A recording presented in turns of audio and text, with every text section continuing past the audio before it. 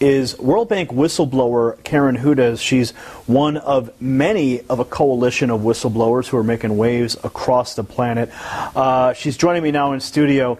Karen, welcome to the program. Thanks for having me on, Gary. Karen, just before we went to air, we were discussing the global corruption, the global syndicate, the bankers. Who are these people? Who are the individuals? Who are the puppet masters pulling the strings of the bankers?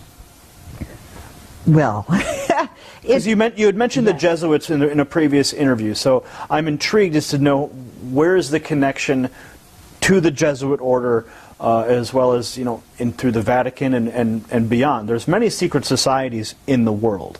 Many people speak of the Illuminati and the Masonic orders, the Order of the Garter, many of these super elite organizations that operate in secrecy. So I know I've named a few already, but if you could help us elaborate on these points, who are the people pulling the strings? Well, do you remember when there were ghettos and you had something called a Judenrat that were the ones that would draw up the lists of the Jews that were going to get exported the next day? Do you remember how that system worked? Well, it was a little before my time, but history would dictate what happened in those ghettos. So elaborate. These were traitors to their people who were helping. Because they thought they were going to save themselves. That's maybe why they did that, but it doesn't matter what their motives were. They were doing the work against their people. Now, think of this as an elaboration on a larger scale, and what we're dealing with actually is humanity and the elite, the secret societies, the Vatican. They're traitors to humanity. Because the one at the very core that's pulling the strings is a different species. They're not the human race. They're called Homo capensis. They have been on Earth together with humanity for before this ice age. And the reason I know about this is because I was trying to help out a movie producer who couldn't get his movie. It was called The Banksters Made Off with America, Edmund Drille, and he introduced me to his network of whistleblowers. One of the people in that network is a neurologist who went to Yale Medical School and was retired, and he was trying to find out what was at the very core of all of this corruption. And so you mentioned this species, an additional species of humans, or no, they're not humans. They are so distinct from humans that if they were to mate with humans, their offspring would not be fertile. Now, are you speaking of the biblical Nephilim is an entity that people have discussed and tried to understand for millennia, and that is the race of offspring of humans and the fallen angels from. No, these are not angels. These are not spiritual. Well, the Nephilim themselves were the offspring of the fallen angels and humanity. Is this the same species? They are not fallen angels. Mm-hmm. They are critters. People who I am getting emails from saw them the day before. They look just like human beings, except they have these big skulls. And that is why in the Vatican you see these crazy meters, is what they're called. And that's why the very first Jew, Moses, wore one of those things, because he was one of those Homo capensis as well. We have DNA samples of them. And the reason we know this is because it was in the papyri of one of the pyramids. I found this out from from the internet. But what is really remarkable, actually, is that we have had so much evidence, and we haven't had any studies into it. If you look at the archaeology, there is a civilization off the coast, because the sea level has risen by 400 meters. But what do we know about this ancient pre-Ice Age civilization? We do have a map that's left over from there because it shows the coastline of Antarctica before the ice froze on it. And it's following that landmass perfectly. So what we have is we have evidence. There's also evidence in South Africa. There are a lot of these skulls that you find. And what you're speaking of the elongated skulls that have been found in graves, and even some of the skeletons found with these are in fact giant people. That is something different. No, I'm not talking about that. I am talking about a large skull. The elongated skull, the elongated cranium. Some are in Peru, some are elongated. But in other places, they're just round like pumpkins. And the individuals that were seen in Egypt, I've seen drawings of what their skulls looked like. It was just massive, much larger than human being skulls. And also, you know, in a human skull, there's something they call the parietal, where it's in 3 different segments.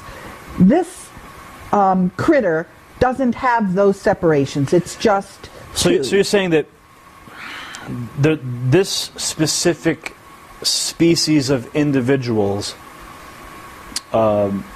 is occupying the Vatican and functioning through the Jesuit order? Yes, but they're also working in the banks in Portugal, because one of the people who saw this, you know, in Saturday Night Live, there was a broadcast of something called the cone heads. So that's a slang word for them. Although my mother refers to them as the boneheads. But they're alive and running around and doing all kinds of mischief. Now, some people might find the information that you're presenting right now to be completely, some people might say it's completely crazy. What do you say to those people who are watching this right now going, I don't believe a word of it? I would say you need to read the articles that Ed Spencer has sent me. You need to look at the skulls in the museums. You need to read the DNA studies. And you need also to think about what kind of motive the human beings might have for being traitors to their species. Why would they do this? Why would we have a banking system where all the money ends up going to the Vatican and people run around starving? Why would we have, for example, if you look at what the actual teachings of Jesus Christ were, as opposed to when you had translations and various things happened and got put in there. And as some of the whistleblowers have been discussing this, information, articles on Homo capensis have disappeared from the internet. They've been taken down. And other critics who, I don't know why they're getting all the coverage they are, and they've been getting features in Wikipedia. Let me talk a little bit about Wikipedia. Sure, okay? Sure. I had an experience with Wikipedia because I got involved in trying to edit the biography on Robert Zellick, who was the World Bank president. And I was trying to explain to people that the United States had lost the gentleman's agreement, which you could demonstrate. You could see, I couldn't get that into Wikipedia. They were clearly being controlled by this group that that is controlling all the capital markets. So do you and think the banks. do you think that these same people were preventing your Wikipedia edits? Yes, and what I'm trying to say is that this person who was attacking the information on Homo capensis had a big, long article featuring her on Wikipedia. So I know who Wikipedia is. I know whose interests Wikipedia serves. And when somebody who's just starting out gets a big write-up, I know what that really means. So what does it mean? It means that there is manipulation of information. It means that people are given exposure and credentials that they haven't earned. You know, some people have said, I obviously have to be a disinformation expert because I'm getting press coverage. I can show you all of the effort that I took to get exposure and for people to vet my story. And that's there. I'm simply getting exposure. What do you say to those people who would call you a disinformation agent who has been putting out information to confuse people or to misdirect people? People that might even leave comments in the video section below and say, she's actually a World Bank agent provocateur. How do you address that question? What I say is that if you look at what it is, don't look at me, don't criticize me, look at what I'm saying, see if I have anything to back it up, if I have documentation for it. But one of the other criticisms I get is that I couldn't be alive. If I were for real, I wouldn't have made it this far. And the answer that I have to that is I say, I have always been working in a team of whistleblowers. If something happened to me, it was just going to blow up what I was trying to uncover, because I was talking about a cover-up of corruption. I didn't have a document, any one document I needed to reveal. I was pointing to a whole system of cover-up. I was pointing to the fact that the media was not telling the story the way it deserved to be told. They had an agenda. They had a hidden, secret agenda. As I've said, the whistleblowers are like Toto in The Wizard of Oz, pulling the curtain back. And people are now seeing the wizard, which is this corrupt group, and they're also seeing that the mainstream media is projecting onto a screen their propaganda, which is not reality. What you get in the mainstream media has a hidden, secret agenda. It wouldn't be there if people whose interests are behind that cabal is what they're called. So, on the internet now, anyone can publish any documents. Anyone can publish any website to establish a historical record. How do we know the information that you've been receiving is actually authentic? I mean, the birth certificate of the President of the United States has been in question for so many years.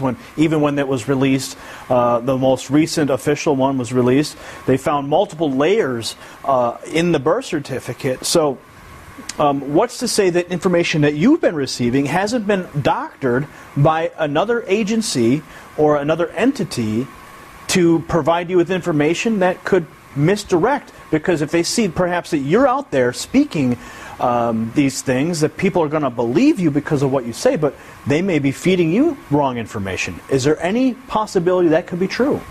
Well, as for the storyline that I have, I can give a very detailed chronology showing at any given stage what I was revealing, who I was revealing it to. It's very compelling. That's not something that can be doctored. That is absolutely, it's just, it's there for anybody to read.